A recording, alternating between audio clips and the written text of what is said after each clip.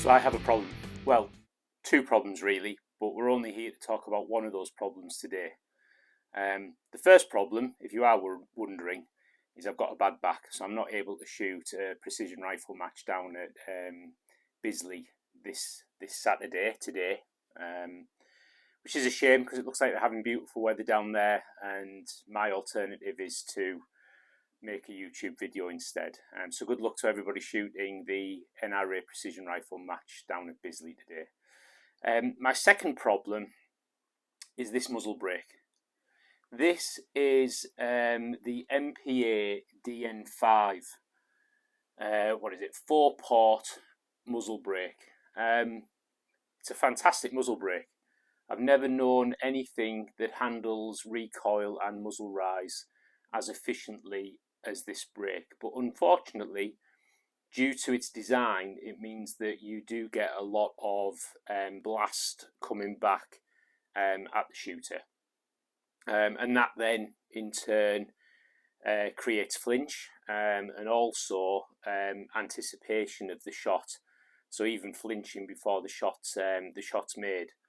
I think to manage it, or I have demonstrated to myself that to manage that, if I double up on my ear pro, I can resolve the situation. And typically what I'll carry in my range bag are these Oritech in-plug earplugs with a little percussion filter inside, and they've been, you know, reasonably adequate when I'm shooting precision rifle matches or I'm at the range. They do a decent job. Sometimes I wish I had something, even without the DN5, even with other muzzle brakes, or when I'm next to somebody using a muzzle brake. Sometimes I think that they're a little bit underwhelming in terms of cancelling out the noise. They're great for hearing what's going on around you, hearing you know, other people talking to you at the range, listening to range officer instructions. But occasionally, like I say, definitely with the DN5 muzzle brake, but even with other muzzle brakes or shooting next to other shooters with muzzle brakes, I do find that they're not quite adequate enough. When I double them up with my Walker's electronic ear pro, again, because they are electronic, I've got the advantages of being able to hear everything that's going on around me. These maybe aren't the loudest earmuffs when it comes to giving you that sound, but what I do find is they give you the most realistic representation or recreation of the digital recreation of the sound of what's happening around you. So really nice earmuffs, but I don't like shooting with earmuffs on. And I don't like wearing earmuffs full stop. I don't think many people do. I just find them cumbersome, they get in the way. So I always prefer just to shoot with ear pro. I've tried using just foam buds with this, and again the foam buds sort out the situation, sort out the problem. But unfortunately, you then struggle to hear instructions around you, hear what's going on around you.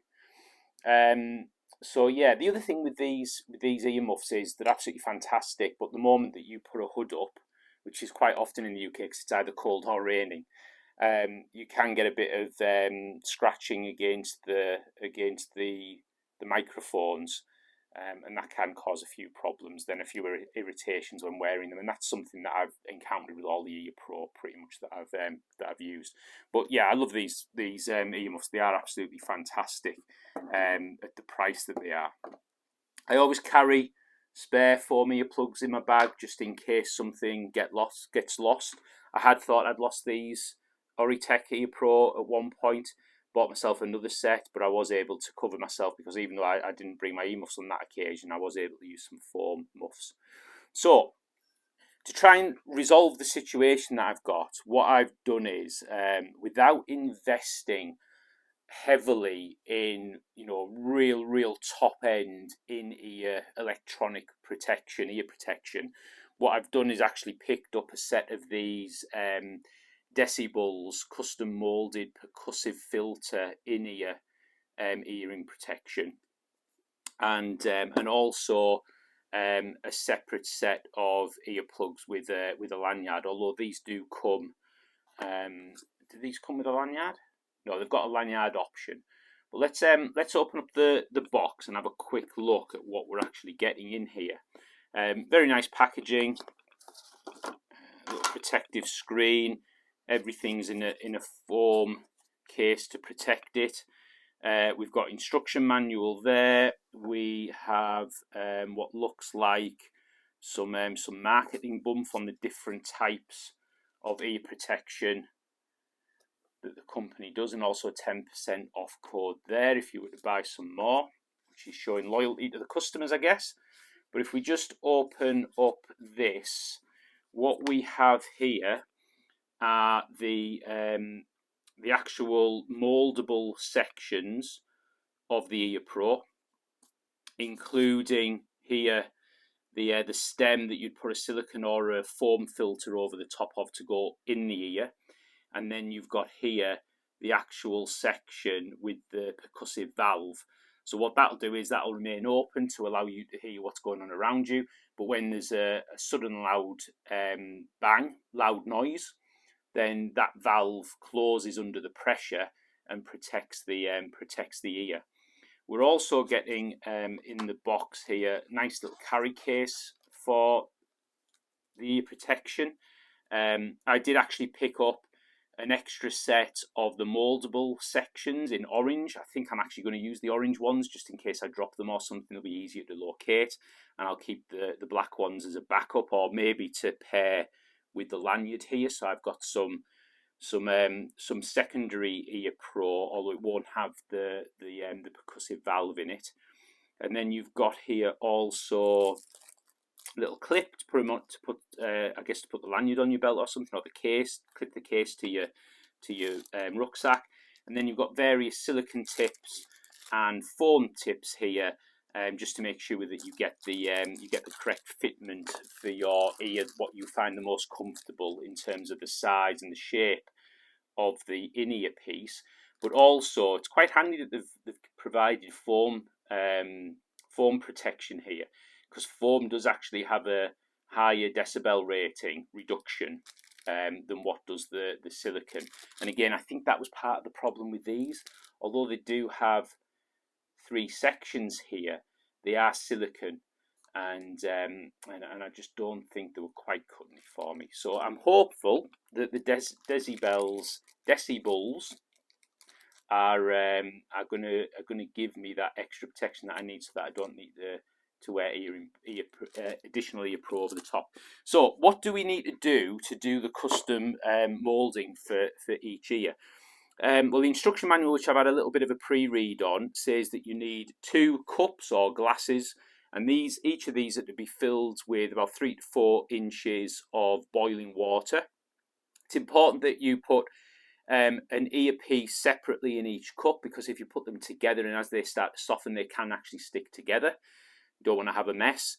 And then a spoon just after 5 minutes to take them out of the cup, let them cool down for half a minute or so, and then start the moulding process. The instruction manual also suggests that you take out the percussive section of the mould, but leaving in the stem.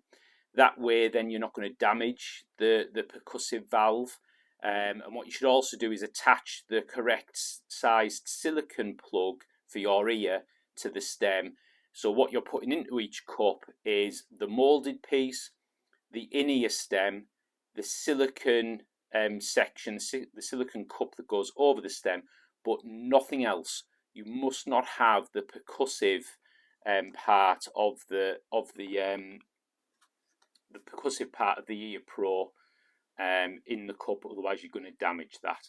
And like I say, once it's moulded, you should have, I should have a really good setup there. So what I'm going to do now is I'm going to go and get the kettle boiled. I'm going to go and get everything set up, get them moulded in the ear, and then I'll come back to you and let you know what I think about the fit and the feel of them and so on. And then tomorrow, despite my bad back, I am still booked on the range down near Bisley. at Chobham Ridges just for for a day at the range with good friends at Jackal Rifle Club, just shooting off benches, shooting off our bellies. So hopefully my back will be able to handle that, because yeah, it is giving me some jip at the moment. Right, back in a minute. 20 seconds to go, and while I was waiting, I thought I'll get a couple of balls just to drop the plugs into, just to let them cool down. So not long now. 5, 4, 3, 2, 1. That's it. Right, so let's stop that. And we're just going to take each. Oh, and I can see that, yeah, they've. I can immediately see that they have softened up.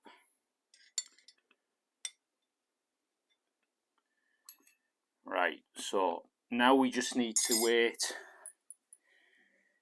30 seconds for them to cool down, and then I can put them in my ear and start the moulding process. They're a bit soft and sticky now. Okay, that was 30 seconds. It does say if you find that they're not quite soft enough, that you should just give them an extra little bit of time in the hot water. Wow, yeah, they really are sticky. Let's get the other one going. Not sticky, really soft and pliable.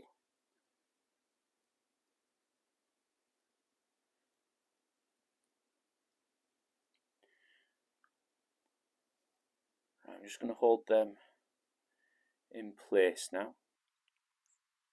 I maybe should have checked how long you have to wait for them to finish moulding, but let's have a quick look at the instructions if I can. Okay, 5 minutes to set.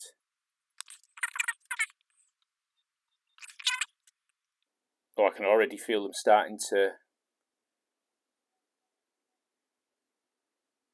firm up. The good thing about these is you can actually remold them as many times as you need to. So if I don't get them right on this first pass, I can try again. Right, we're back in 4 minutes. I'm just going to drink the rest of my coffee. Okay, 2 minutes to go. And don't you always find when you're trying to get stuff done that the family always disturb you? Just had a shout through from the kitchen. Where's the kettle? Brilliant. Right, anyway.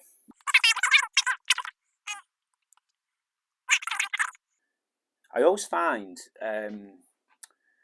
when I use in-ear things like headphones or something like that, in-ear plugs, like for listening to music, YouTube videos or something, I always find that my left ear doesn't hold the plug as well as my right ear.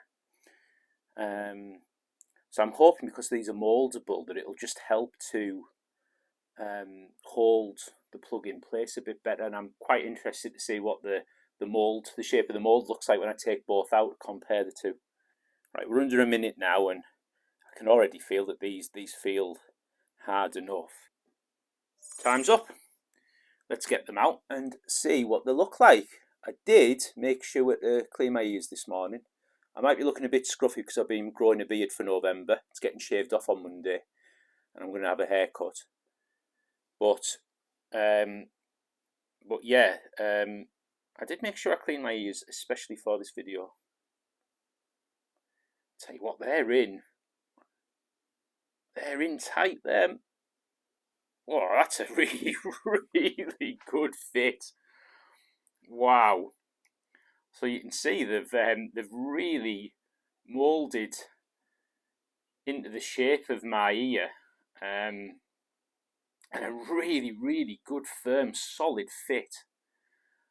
And yeah, I can definitely see that there's a difference in the shape of my two ears, as you can see. So now all we need to do is pop these filters back in, the percussive filters, and then we're all set up and ready to shoot.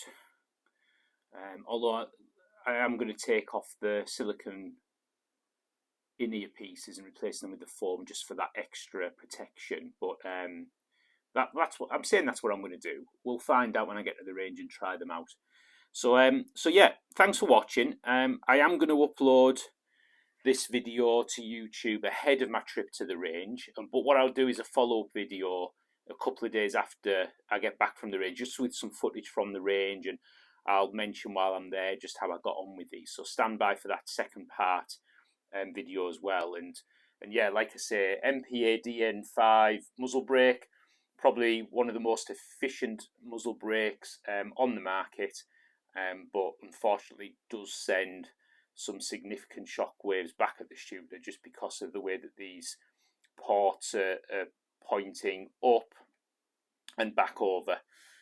So hopefully this is the fix to the problem I was having. If you've got any recommendations for a good chiropractor, let me know. I need to get my back sorted out before I shoot my next match. So thanks for watching. Please like, subscribe, leave a comment, a question down below. I'll always answer any comments and reply to any questions. Reply to any comments and answer any questions. So thank you very much, and see you on the next video.